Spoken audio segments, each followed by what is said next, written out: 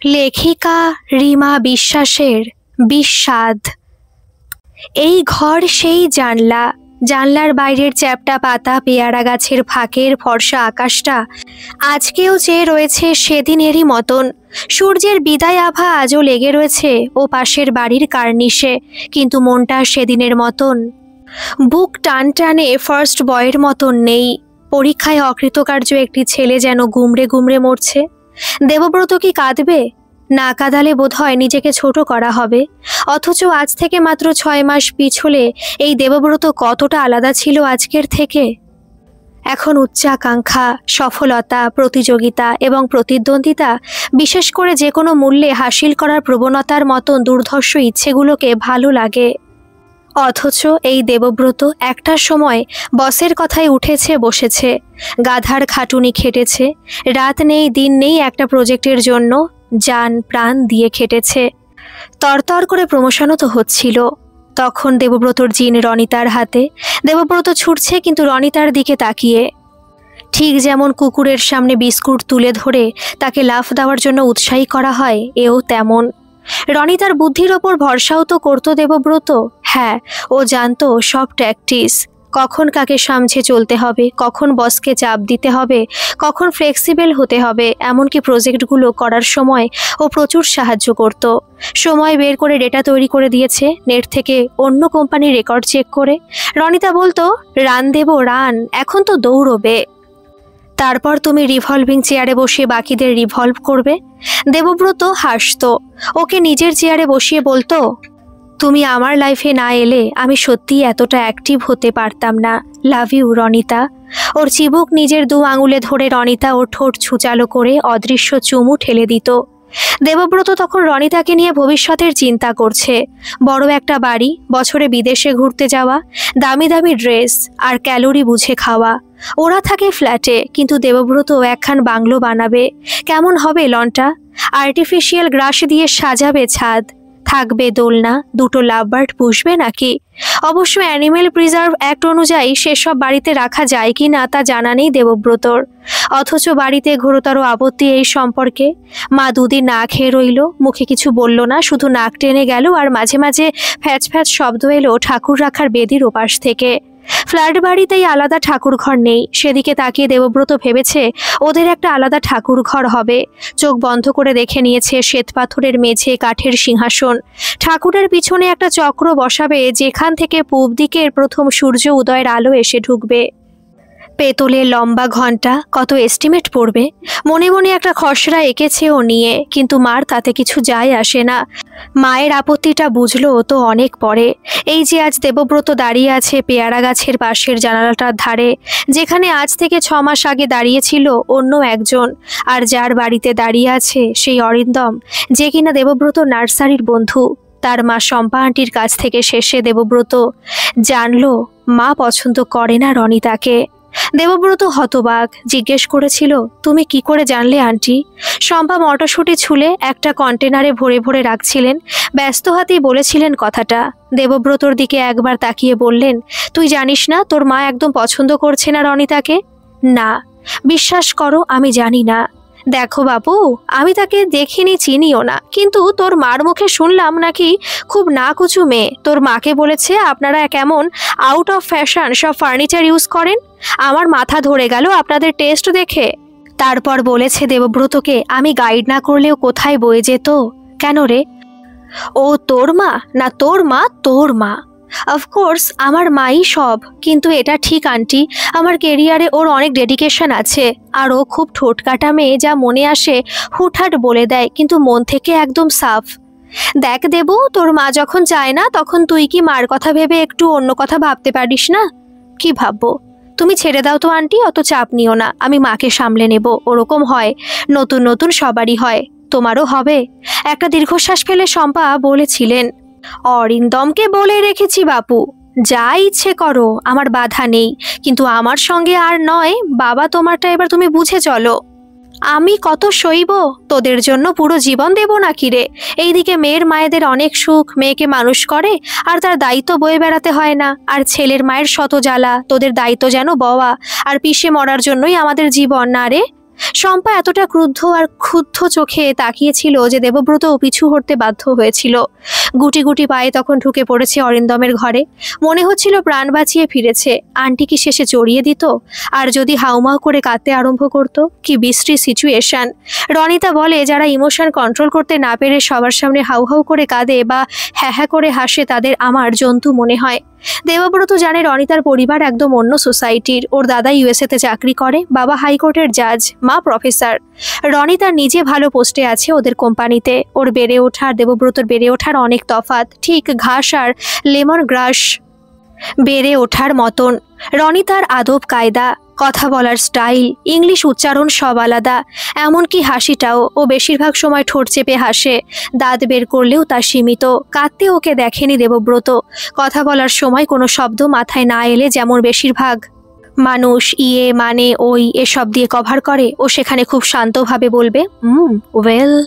বেশ আভিজাত্য আছে ব্যাপারটায়। দেবব্রত তখন মোহাচ্ছন্ন।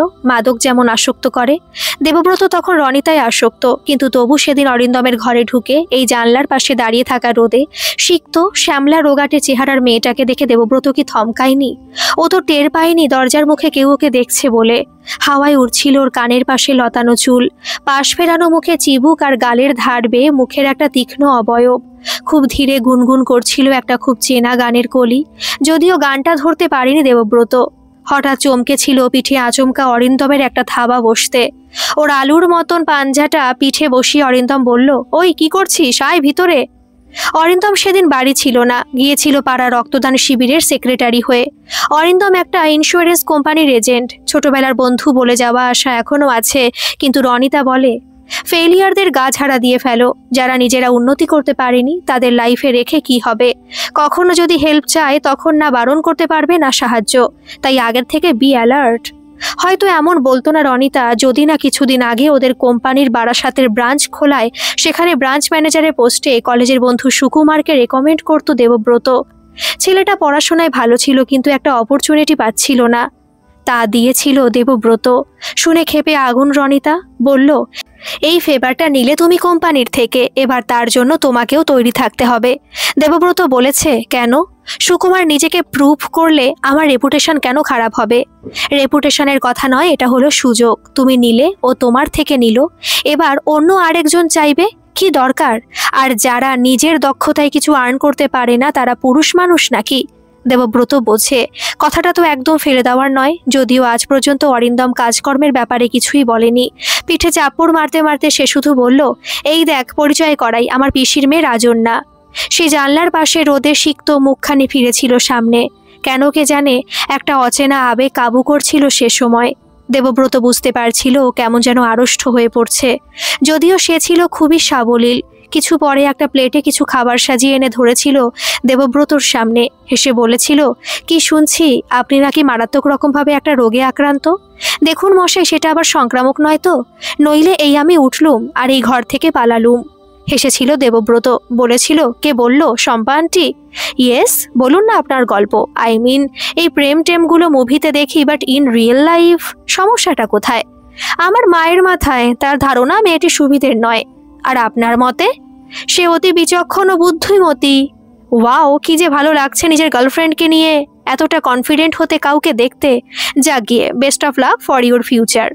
সেদিন প্লেটের ভেজিটেবল চপ আর লেডিকেনি খেয়ে যখন দেবব্রত বেরিয়ে আসছিল তখন শম্পা ডেকে বললেন, শোন দেবু, একবার সবার দিকটা বিবেচনা করে দেখবি, বুঝলি? আর একটা কথা রে বাবা, তুই রাজন্যাকে দেখলি কেমন মিষ্টি বল দেখি? এমন একটা মেয়ের সঙ্গে যদি তোর। কথাটা শম্পার মুখে অসমাপ্ত রয়ে গিয়েছিল, কারণ দেবব্রত ফচকে হেসে বলেছিল, এসব তোমার আর মায়ের প্ল্যান বলো। প্লিজ আন্টি, ওসব মেয়ে দেখিয়ে ফাঁসানোর জামানো শেষ। তারপর একটু যেন বখাটে স্বরে বলেছিল, সে জানে। শম্পা কিছুক্ষণ চুপ করে থেকে বলেছিলেন, তোর মার জন্য এখন সত্যি খারাপ লাগছে। আর শোন, রাজন্যা মামুলি গ্রাজুয়েট, চাকরি বাকরিও করে না, কিন্তু তার জন্য ওকে দেখিয়ে ভালো ছেলে ফাঁসানোর ফন্দি করার কথা আমরা ভাবিনি কখনো। রাজনার বিদ্যে বুদ্ধি কিছু কম হলেও আত্মসম্মান প্রখর। দেবব্রত আর কথা না বাড়িয়ে চলে এসেছিল। পরে এ কথাটা বলেছিল রনিতাকে। ও ওর মাপা হাসি হেসে বলেছিল, যাদের কাছে গর্ব করার মতন আর কিছু থাকে না তারা আত্মসম্মান নিয়ে গর্ব করে। মনে রাখবে, যারা আত্মসম্মান নিয়ে পড়ে থাকে তারা জীবনে উন্নতি করতে পারে না। সত্যি আত্মসম্মানের কোনো ভ্যালু নেই, ও সব বাজারের ধুলোয় লুটোপুটি খায়, এমনটা মনে হয়েছিল দেবব্রতর। মনে হয়েছিল সেদিন, কিন্তু আজ যে দেবব্রত সম্পূর্ণ অন্য এক ব্যক্তি। পবিত্র নদীর অবগাহনে যেন জমে থাকা মলিনতার বিসর্জন দিয়ে দেবব্রত শুদ্ধ হয়ে এসেছে নিজেকে সমর্পণ করতে। অথচ কার কাছে? রনি তার নতুন অফিসে জয়েন করার পর থেকে ক্রমশ এড়িয়ে যাওয়ার ব্যাপারটাও তো হালকাভাবে নিয়েছিল দেবব্রত। তারপর ওর বিদেশে পাড়ি, বলল কিছুদিনের জন্য অফিসের কাজে ওকে থাকতে হবে নিউ জার্সিতে। আর তার মাস দেড়েকের মাথায় ফেসবুকে ফুটে উঠল এক পাঞ্জাবি বিজনেসম্যানের সঙ্গে গাঁটছড়া বাঁধার ছবি। দেবব্রত হা হয়ে গিয়েছিল। ফোন মেসেজ কিচ্ছু করেনি, আর কেন করবে? মনে হয়েছে এই থাপ্পড়টার উপযুক্ত জবাব ঠিক একইভাবে দেবে। অবশ্য ভেবেই ছিল মাত্র, তা নিয়ে মাথা ঘামায়নি। দেবব্রত এখনও কিন্তু ছুটছে রেসের ঘোড়ার মতন, শুধু সামনে কুকুরের বিস্কুটটা আর নেই। আছে অরিন্দম আর ওর পরিবারের সঙ্গে ঠিক আগের মতনই যোগাযোগ। নিজে মুখে আর রাজন্যার নাম করতে না পারলেও অরিন্দম কি করে যেন বুঝেছে দেবব্রত যথেষ্ট আগ্রহী ওর প্রতি। আজ তাই আশা। দেবব্রতর কথা ভেবে অরিন্দম ওর পিস্তুত বোনের সঙ্গে দেবব্রতর একটা সাক্ষাৎ করবে বলেছে। কেবল সাক্ষাৎই, বাকি যা বোঝাপড়া আছে তা করে নিতে হবে দেবব্রতকেই। আর জানলার পাশে দাঁড়িয়ে দেবব্রত অপেক্ষায় দৌড়ের মুখের একটা পদশব্দের, একটা সময় খুঁট শব্দে দেবব্রত মুখ ফিরিয়ে তাকালো। সেদিনের সেই চঞ্চল হাস্য মুখটা নয়, তবে একটা গম্ভীর মুখের আড়ালে বোধহয় একজোড়া কৌতুকের চোখ আছে, যে বলছে কি কেমন মজা, আসতে হলো ফিরে, কোথায় গেল প্রেমিকাকে নিয়ে মাতামাতি, এত গলাবাজি। দেবব্রত শুনতে পাচ্ছিল আফসোস সূচক চুকচুক শব্দ। রাজন্যার মুখোমুখি দাঁড়াতে দুহাঁটু কেঁপে উঠল দেবব্রতর। মাথা নেমে গেছে। রাজন্যা হেসে বলল, কি হলো? আমি কি পড়া ধরতে এসেছি নাকি? অমন মুখ লুকোচ্ছেন কেন, পড়া না করে আসা বাচ্চা ছেলেদের মতন? মুখ তুলে দেবব্রত বলল, তুমি কি স্কুলের চাকরিতে ঢুকেছ নাকি? উচ্চস্বরে হাসল রাজন্যা, মেপে নয়, একেবারে জিভ দাঁত বের করে। তারপর বলল, তা ভালো বলেছেন, একটা সেবা প্রতিষ্ঠানে অনারারি সার্ভিস দিচ্ছি ইদানিং। বাহ, খুব ভালো। বসুন না। রাজন্যা চেয়ার দেখালো। দেবব্রত বসল। রাজন্যা দাঁড়ালো জানলাটার পাশে, জানলার গ্রিল ধরে। দেবব্রত বলল, আমি সেদিন দেবব্রত কিছু আর বলতে পারছিল না। রাজন্যা জানলা থেকে মুখ ফিরিয়ে বলল, আজকের ওয়েদারটা বেশ ভালো, বলুন। সকাল থেকে কেমন সুন্দর হাওয়া ছেড়েছে। হ্যাঁ, তা ভালো। আপনার ফেভারিট সিজন কি? আমার সেভাবে ভেবে দেখিনি রাজন্যা। সবই তো ভালো লাগে, তবে অত্যাধিক বৃষ্টিটা ভালো লাগে না। আর অত্যাধিক শীত, অত্যাধিক গরম। একটা শুকনো হাসি হেসে দেবব্রত বলল, অত্যাধিক কিছুই ভালো লাগে না। ঠিক। রাজন্যা আবার জানলার দিকে ফিরল। দেবব্রতর বসে রইল অনেকক্ষণ। একটা সময় চোখ তুলে দেখল রাজন্যা জানলায় দাঁড়িয়ে নেই। আস্তে চেয়ার ছেড়ে উঠে ঘর থেকে বেরিয়ে এলো দেবব্রত। রাস্তায় নেমে শুনছিল শম্পা আন্টির গলা, কথা বলছে রাজন্যার সঙ্গে। কোনো একটা বিষয়ে হাসাহাসি করছে দুজনে। বড় রাগ হলো দেবব্রতর। মনে হলো দুদিন আগে তোমরা নিজেরা চাইছিলে আমি রাজন্যাকে বিয়ে করি, আর আজ আমার নিরুপায় অবস্থায় হাসছ। দ্রুত পায়ে ওদের ঘরে ঢুকে ভেজানো দরজা ঠেলে ভিতরে ঢুকে দেবব্রত বলতে যাচ্ছিল, এনাফ। আর তখনই একটা মিষ্টির প্লেট হাতে ঘুরেছে রাজন্যা। দেবব্রতকে দেখে অবাক চোখে বলল, ওমা, আপনি কোথায় গিয়েছিলেন? আমি তো মিষ্টি চা আনতে। মুখের রেখায় নমনীয়তা ফুটে দেবব্রত বলল, না, আমি ওই। আসুন, মিষ্টি কটা খেয়ে নিন তো। টেবিলে মিষ্টির প্লেট রাখতে দেবব্রত বলল, মিষ্টি মুখ কেন করে জানো নিশ্চয়ই। আমি জানি মিষ্টি খেতে ইচ্ছে হলেই মুখে মিষ্টি পুড়তে হয়, এর আবার বুঝি কোনো কারণ থাকতে আছে। এবার দেবব্রত দ্বিধার লজ্জার আড়ালে নিজেকে আবৃত না রেখে সরাসরি জিজ্ঞেস করলো, প্লিজ রাজন্যা, তুমি জানো আমি কি বলছি?